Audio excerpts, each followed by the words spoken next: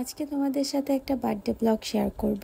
যদিও আজকের দিনে বার্থডেটা না, বার্থডেটা অনেক আগে ছিল, কিন্তু আজকে উদযাপন করা হইতেছে। তার মানে বছরে 6 থেকে 10 বার হচ্ছে বার্থডে উদযাপন করা হয় তার। সে আর কেউ নয়, সে হচ্ছে আরিশা। 3 বছরের ছোট্ট পুচকে একটা মেয়ে, সেও বুঝে যে বার্থডে করলে বাসায় অনেক মানুষ আসে, অনেক মজা হয়। মানে ওর বাসায় কোনো মানুষ আসতে হইলে ওর বাবাকে গিয়ে বলে, বাবা আমার বার্থডে করো, একটা কেক আনো, আর হচ্ছে ফুপিদেরকে ফোন দাও, মুস্কানকে ফোন দাও, নূরকে ফোন দাও, ওরা সবাই আসুক। মানে ও জানে যে এমনিতে কাউকে আসতে বললে আসবে না, যখন কেউ জানবে যে ওর বার্থডে তখন সবাই আসবে। মানে মাথায় আল্লাহ কি পরিমাণ বুদ্ধি দিয়েছে এদের, চিন্তা করতে পারো তোমরা? তো সেরকমই একটা সাজানো বার্থডেতে ইনভাইট হয়েছি আমরা। এই ভিডিওটা অনেকদিন আগের করা। এই বার্থডেটা উদযাপন করার পরে 2-3 দিন পরে সে তার বাবাকে বলতেছে, বাবা আমার বার্থডে করবা না, একটা কেক নিয়ে আসো আর ফুপিদেরকে ফোন দাও।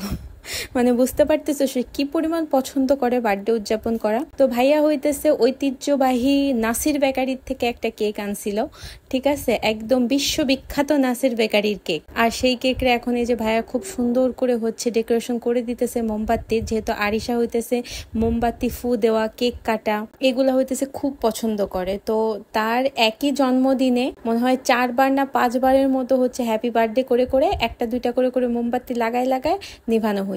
আর এই যে ঘেনুদা আমাদের হৃদয় ভাইয়া, সে রয়েছে সার্বিক সহযোগিতায়। ভাইয়া যখন মোমবাতি লাগাচ্ছে তাকেও সে সার্বিক সহযোগিতা করতেছে, আর আমি যখন বেলুন লাগাইতেছিলাম তখন সে আমাকেও সার্বিক সহযোগিতা করতেছিল। আচ্ছা, তো এখন হচ্ছে কেক কাটার পালা। Happy birthday, happy birthday, birthday হবে, মজা হবে।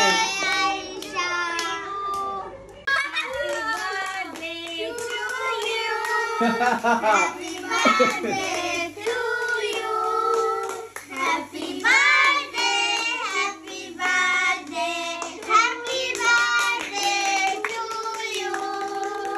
পাশের মোমগুলা জ্বালাবেন না, পরে আরো জ্বালাবেন। Happy birthday, Happy birthday to you. Happy birthday, Arisha. Birthday to you. কি খুশি বাবু এবার, আগে এত খুশি। 2, 3, light up. Happy Light up. birthday to you. Happy birthday to you.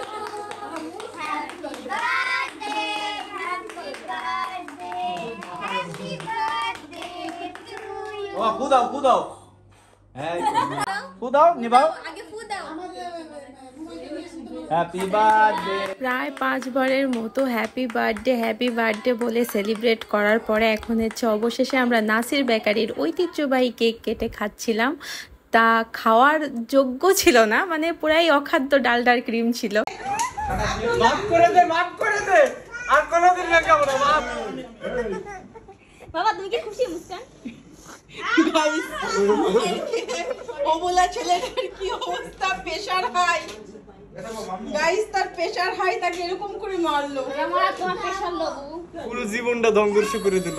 হৃদয় আর মুস্কান যখন এক জায়গায় হয় তখন মারামারি চলতেই থাকে। তো মুস্কান হৃদয়ের নাম দিয়েছে হচ্ছে ঝগড়াটে, আর সব সময় হইতেছে দুটো এক জায়গায় হইলেই মারামারি করতেই থাকে। ওই যে কথায় আছে না, মামা ভাগ্নে যেখানে আপদ নাই সেখানে, আর এখানে হচ্ছে উল্টো, মামা ভাগ্নি যেখানে মারামারি সেখানে। দেখেন তাদের অবস্থা, মানে কি আর বলবো, বলার কিছু নাই। তারপর হচ্ছে রাত্রেবেলায় খাওয়া দাওয়ার ব্যবস্থা ছিল, বিরিয়ানি এগুলা হচ্ছে ভাইয়া বাইরের থেকে আনছিল।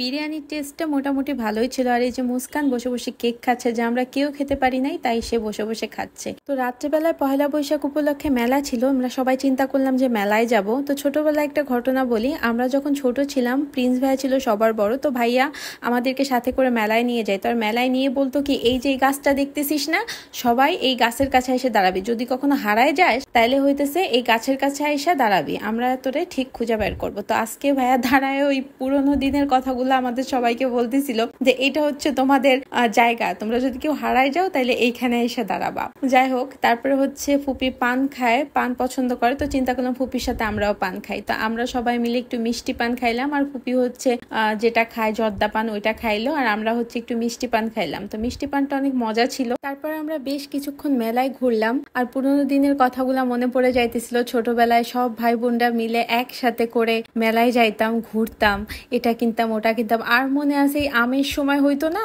মেলাগুলা, তো ছোট ছোট ছুরি কিনতাম আমরা আম কাটার জন্য। খুব আফসোস হইতেছিল, ইস আবার যদি ছোট হয়ে যাইতে পারতাম তাহলে কতই না মজা হইতো।